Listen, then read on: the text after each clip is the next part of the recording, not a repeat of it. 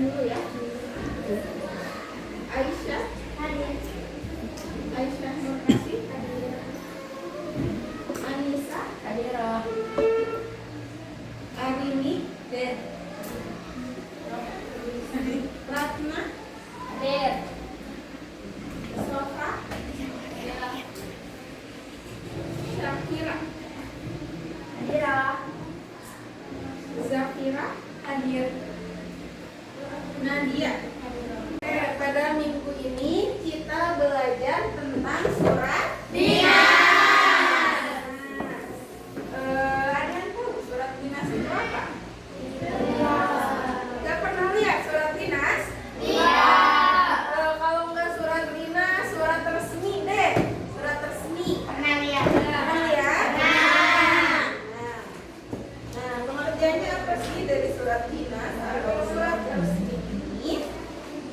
Yaitu adalah surat Dinas adalah surat yang digunakan untuk kepentingan resmi baik oleh instansi pemerintahan maupun organisasi menggunakan bahasa baku, jelas dan sistematis.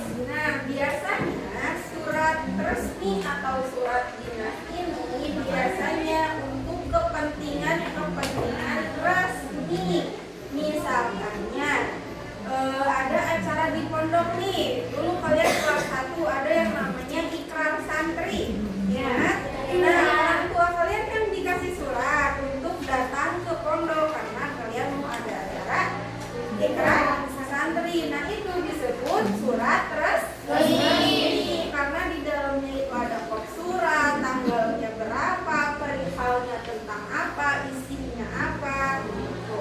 Nah, itu biasanya disebut surat resmi.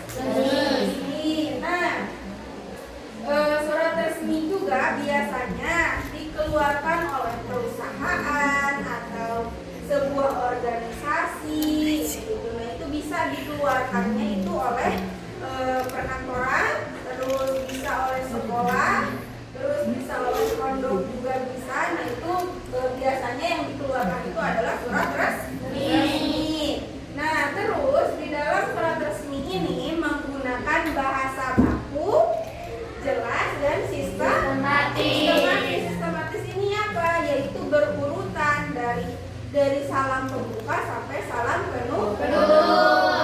Nah, tadi udah pengertiannya. Sekarang fungsi dari surat dinas atau surat resmi. Yang pertama apa? Menyampaikan informasi resmi.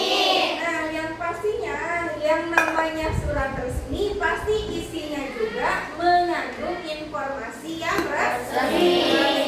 Terus yang kedua apa? Sebagai bukti tertulis. Yang ketiga, Alat komunikasi antar instansi. maksudnya gimana komunikasi antar instansi ini? Nah, misalkannya dari apa namanya tuh? Misalkannya dari kepala desa, nanti surat misalkannya ada acara perlombaan di desa. Nah, biasanya suka ada surat resminya. Nah, masuk ke pondok, di desa, nah itu disebut media alat komunikasi antar instansi gitu. Jadi dari desa ke pondok, nah itu disebut dengan surat instansi atau surat resmi. Terus yang terakhir apa? Media pemberitahuan kegiatan. Nah, bisa juga berbentuk dengan pemberitahuan kegiatan kayak tadi. Kalian ada ikrar santri, orang tua kalian dikasih surat. Nah, itu adalah untuk memberikan pemberitahuan kegiatan santri. Paham? Sekarang ada ciri-ciri dari surat Dinas. Yang pertama ada Menggunakan bahasa formal. Nah, yang pastinya kalau yang namanya surat dinas atau surat resmi harus menggunakan bahasa yang formal, baku, jelas. Nah, itu mudah ketentuannya di dalam surat resmi atau dinas. Yang keduanya apa? Memiliki format tertentu. Formatnya itu seperti apa? Yaitu yang pertama harus ada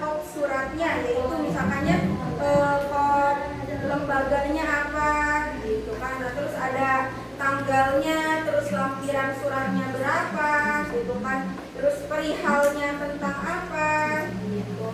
Nah, nanti ditujukan kepada siapa, salam hormat, isi, salam penutup. Nah, baru nanti di bawahnya ada tanda tangan yang bersangkutan di surat tersebut. Terus yang nomor 3 apa?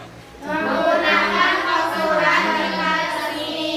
Nah, itu jadi di dalam surat resmi atau surat dinas itu harus menggunakan Surat. Nah, terus yang keempat apa? Isi jelas dan tidak bertele-tele. Nah, isinya itu walaupun pasti kalian pernah lihat surat resmi atau surat dinas, rata-rata isinya itu sedikit, tapi kita langsung paham gitu. Oh iya, ini ada kegiatan ini gitu.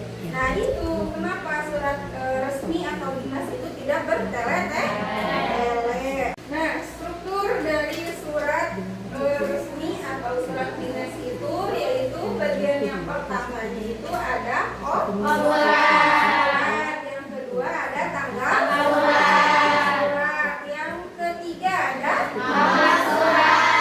yang keempat Tampilan. yang kelima Perihal. terus yang bagian keduanya ada Alamat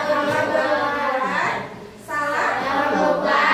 Isi surat. Salam penutup. Tanda tangan dan nama gelar.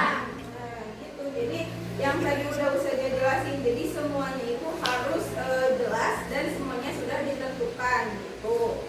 Nah, dalam surat dinas atau surat resmi juga ada ketentuan-ketentuan dalam menggunakan bahasa. Yang pertama yaitu harus menggunakan Bahasa baku. harus menggunakan bahasa baku, tidak boleh bahasa sehari-hari, itu tidak boleh. Yang kedua, Tidak menggunakan bahasa gaul. apalagi menggunakan bahasa Gaul. gaul. Misalkannya kalian bikin surat, mau ada acara nih, nanti kan kalian pasti ngerasain yang namanya jadi panitia pergarus kayak yang kemarin lagi.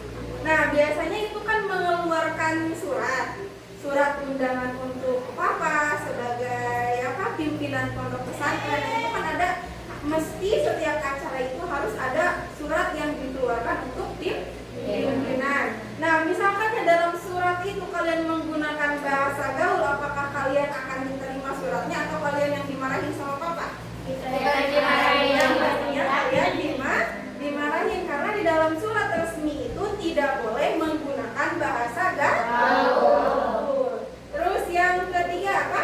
Kalimat efektif dan jelas. Nah, di dalam surat resmi itu jadi nggak harus panjang kali lebar, tapi yang penting singkat tapi jelas gitu.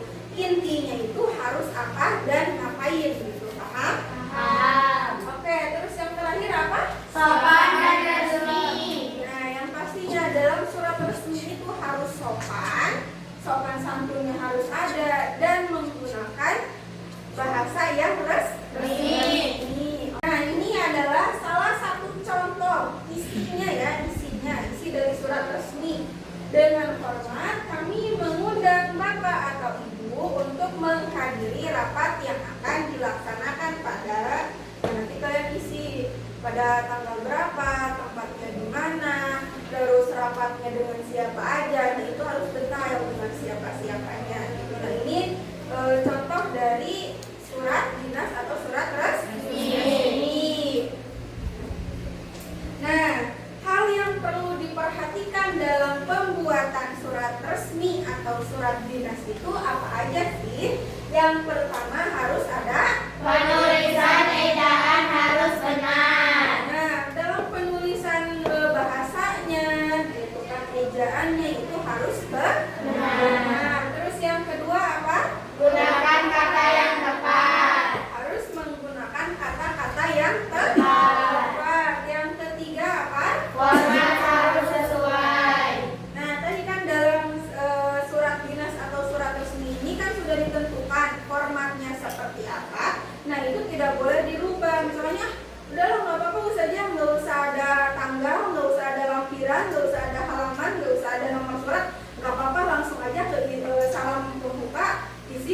penutup. Nah itu nggak boleh. Jadi surat resmi itu sudah disesuaikan dan harus menggunakan format yang sesuai. Terus yang terakhir, Isi tidak ambigu. isinya itu tidak boleh ambigu. Nah makanya kenapa penulisan ejaan terus menggunakan kata-kata yang tepat itu biar apa? Biar isinya itu tidak ambigu. Oke. Nah ini adalah contoh full dari surat resmi.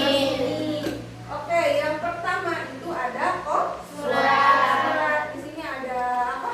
Ada logo lembaganya, terus ini ada nama lembaganya, terus ini dijelasin di sini websitenya apa, jalan alamat lembaga tersebut. Nah, terus selanjutnya ada tanggal, terus ada nomor surat. Nah, biasanya nomor surat ini setiap lembaga itu setiap kali mengeluarkan surat itu pasti ditulis di sini.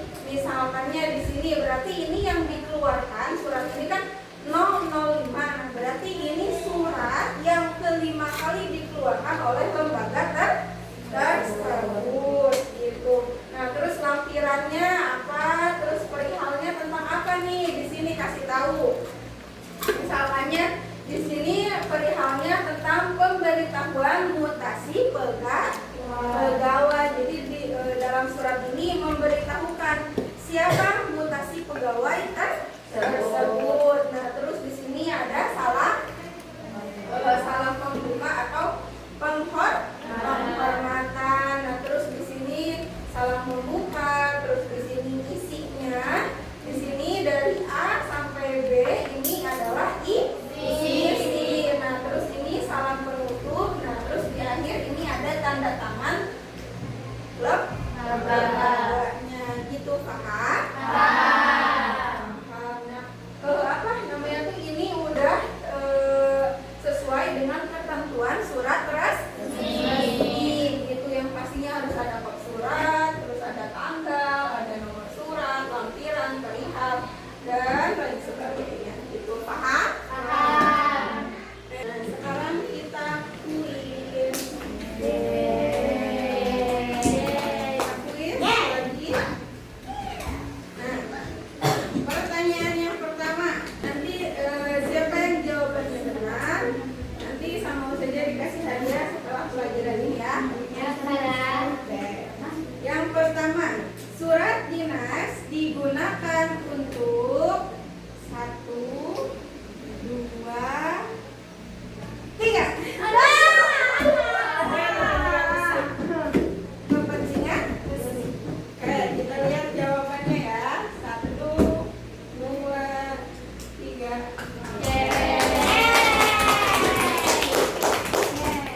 Kuis yang kedua.